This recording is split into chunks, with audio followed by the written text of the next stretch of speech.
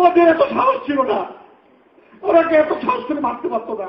তারা শক্ত হয়েছে বেলা 1টা-1:30টার পরে তারা শক্ত ঢেকে গেছে। তার আগে পর্যন্ত কোনো লিডারশিপ ছিল না, যে জানতে পারছিল সেই তার কাজ করতেছিল।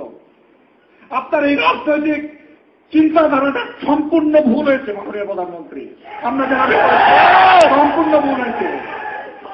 মাননীয় প্রধানমন্ত্রী, আমার আপনার কাছে অনুরোধ, আপনি বৃহত্তর চিন্তা করে হয়তো এটা করেন নাই, আমাদের পরিবারের যে চিন্তা করে করেন নাই। আমার প্রশ্ন, আমরা 168 জন অফিসার ওদের মাঠ থেকে বেরিয়ে আসতে পারলাম না, 7.5 থেকে 9,000 সৈন্য আপনাদের ছাত্র থেকে বেরিয়ে গেল কিভাবে? মাননীয় প্রধানমন্ত্রী, আপনি আমাকে এই একটি উত্তর দেন।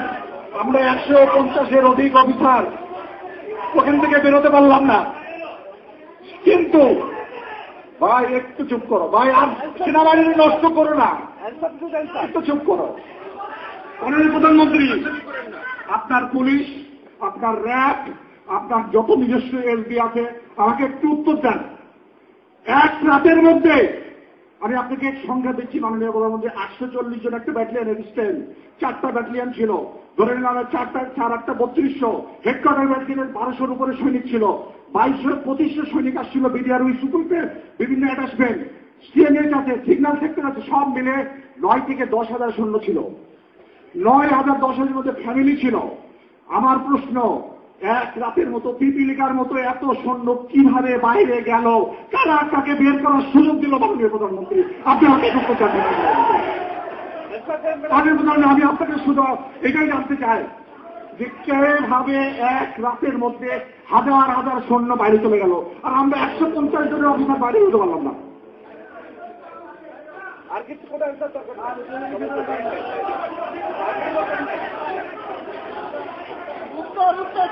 মাননীয় প্রধানমন্ত্রী, আপনার ধীর স্থির সিদ্ধান্তের কারণে আমাদের ট্যালেন্টেড অফিসারগুলো মারা গেল।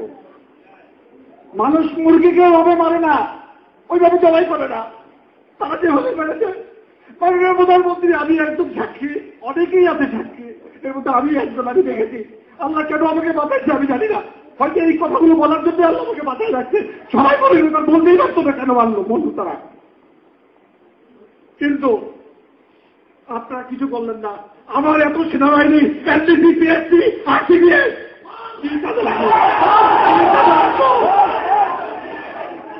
শুধু ঘরে এসি রুমে বসে অ্যাপ্রিসিয়েশন লেখার জন্য, এই অ্যাপ্রিসিয়েশন লিখে কি হবে? যদি ফিল্ড এক্সিকিউট না করতে পারি কি হবে? মাননীয় প্রধানমন্ত্রী, আপনারা কি আমাদেরকে ক্রিটিল করে রাখতে চান? একটা অফিসার এসে বলল যে সেনাবাহিনী চলে।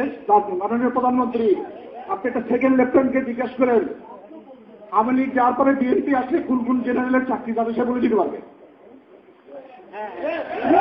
একজন সেকেন্ড লেফটেন্যান্টকে যদি জিজ্ঞাসা করেন আওয়ামী লীগ যাওয়ার পরে যদি বিএনপি সরকার পাওয়ারে আসে কোন কোন জেনারেল ব্রিগেডিয়ার বাড়ি যাবে, ও বলে দিতে পারবে এমএসের মতো যে এই কয়েকজন জেনারেল বাড়ি চলে যাবে। আমার বিএনপি পাওয়ারে আসলে কোন কোন জেনারেল বাড়ি চলে যাবে, কোন কোন ব্রিগেডিয়ার বাড়ি যাবে, ওই সেকেন্ড লেফটেন্যান্ট বলে দেবে। কেন মাননীয় প্রধানমন্ত্রী? কেন এই জেনারেলরা প্রমোশন বোর্ডে বসে যাদেরকে আনফিট করেছে প্রমোশন, 2 বছরের মধ্যে লেফটেন্যান্ট থেকে ফুল কর্নেল থেকে ব্রিগেডিয়ার করে দেবে? এত কি মারামারি করলো এর মধ্যে? তারা 2 বছরের মধ্যে লেফটেন্যান্ট কর্নেল থেকে ফুল কর্নেল থেকে ব্রিগেডিয়ার হয়ে গেল। কিভাবে 4-5 বছর তাদের প্রমোশন দেন নাই? কিভাবে দিলেন? কারণ এটা পলিটিক্সের জন্য। আপনাদের পলিটিক্সের জন্য দেওয়া হয়নি। আপনি ডিডিএফআই বানিয়েছেন, ডিডিএফআই এর ব্ল্যাক লিস্ট নিয়ে আসে, not clear, not clear, not clear কি স্যার? আমরা দেশের জন্য কাজ করতে নট ক্লিয়ার কি? নট ক্লিয়ার কি? মনে রেখো, বললাম প্লিজ, আমি তোমাদের কথা সব বলতেছি। মাননীয় প্রধানমন্ত্রী, ডিডিএফআই এর প্রধান এক লিস্ট নিয়ে যান, সেখানে মাননীয় সেনাপ্রধান এবং আমাদের বিজ্ঞ যারা জেনারেল থাকেন, ট্রিপল কিছু করার নাই। ডিডি প্রধান যা বলেন যে এই কয়টা নাম তার নট ক্লিয়ার। যদি নট সিকিউরিটি ক্লিয়ার হয় এই সরকারের আমলে বা বিএনপি সরকারের আমলে, তাহলে আমাদের চাকরিতে রেখে লাভ কি? চাকরিতে লেখা লাভ কি? আমাদেরকে বলা হচ্ছে, আমরা যখন জিজ্ঞাসা করছেন স্যার প্রমোশন কেন হলো না, তো সমস্যা হচ্ছে। সমস্যা কিসের স্যার? আমি চাকরি করছি দেশের জন্য, সমস্যা কোথায় স্যার?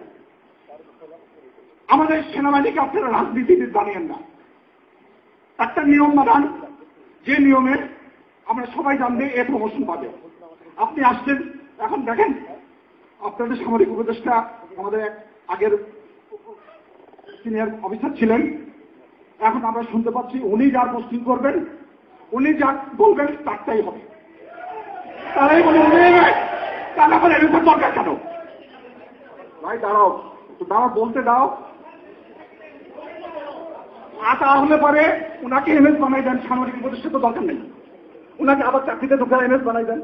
উনি যদি বলেন অমুক জেনারেল ওখানে যাবে, অমুক জেনারেল ওখানে যাবে, অমুক ব্রিগেডিয়ার ওখানে যাবে, যে লেফটেন্যান্ট কর্নেল, আমার একটা প্রশ্ন, যে লেফটেন্যান্ট কর্নেলকে এই জেনারেলরা প্রমোশন দেন নাই আমাদের সিনিয়ররা, যে কারণেই হোক, আপনি আসার সাথে সাথে 15 দিনের মধ্যে আপনার রেজিমেন্টের ডেপুটি কমান্ডেন্ট করা হলো কেন? আমার প্রশ্ন দেন।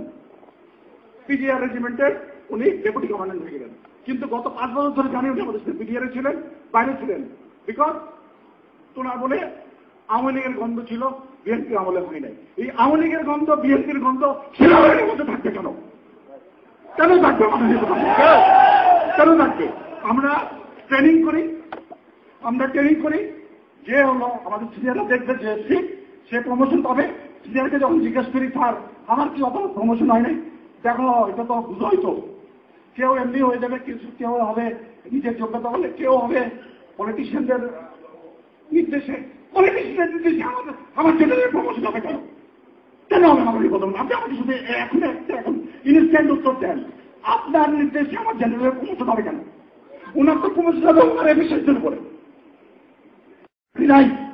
তার কারণ উনি হচ্ছে শেখ রেহানার দেওয়ার আওয়ামী লীগপন্থী, ওই জন্য ওনার চাকরি চলে গেল। স্যার তো কোনো সিআরএলই নেই আমাদের সাথে, ওখান থেকে শুনলাম স্যারের চাকরি নাই। কিন্তু মাননীয় প্রধান, আমার প্রশ্ন, কেন হবে? কেন হবে?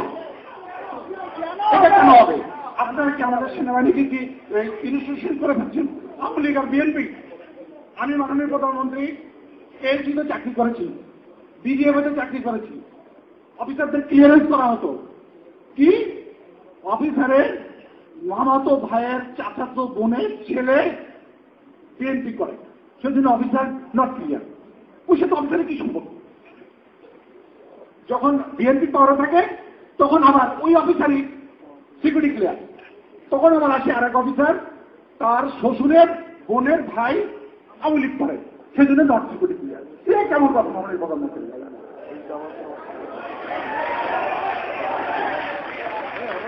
মাননীয় প্রধানমন্ত্রী, এটা হচ্ছে আমার কথা। আমি শেষ বলবো, হয়তো আমি আপনাকে এই বলে ধন্যবাদ দিচ্ছি একটি কারণে, ওই রাতে মাননীয় স্বরাষ্ট্রমন্ত্রী যে কয়েকটা ফ্যামিলিকে নিয়ে এসেছিলেন, ওর মধ্যে আমারও ফ্যামিলি ছিল। এই জন্য আমি অসংখ্য আপনাকে ধন্যবাদ জানাচ্ছি, এবং যারা কষ্ট করেছে তাদের প্রতি তো আমার ভালোবাসা স্নেহ সবই আছে। এর পরবর্তীতে